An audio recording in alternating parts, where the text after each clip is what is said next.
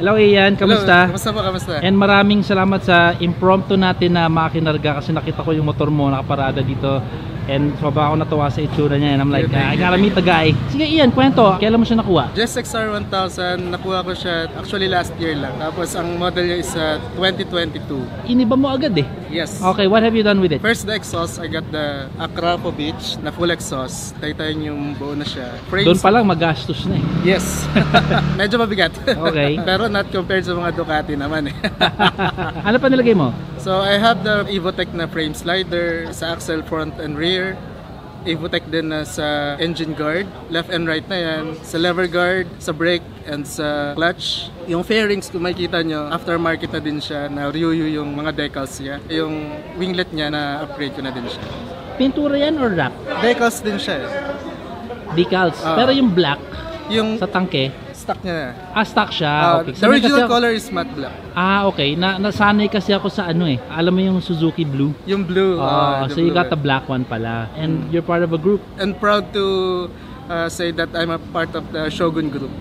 That's them! Yes! Yes! Woo! Shogun!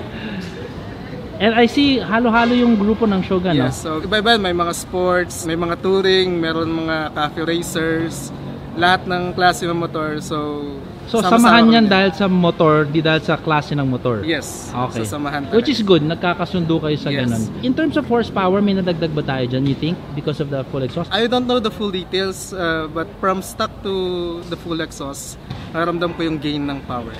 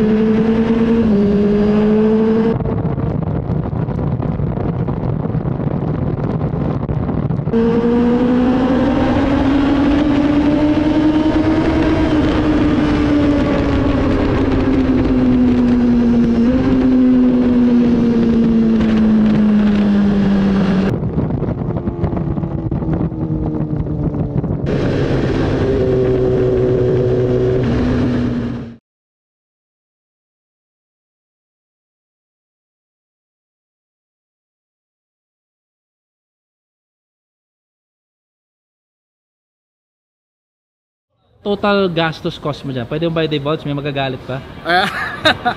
So, the price is around 200 plus. 200 plus thousand? Yes. That's comparatively less than yung mga ibang ginagawa na iba umaabot pa ng milyon. Pero yung looks mo dito parang kakarera ka na.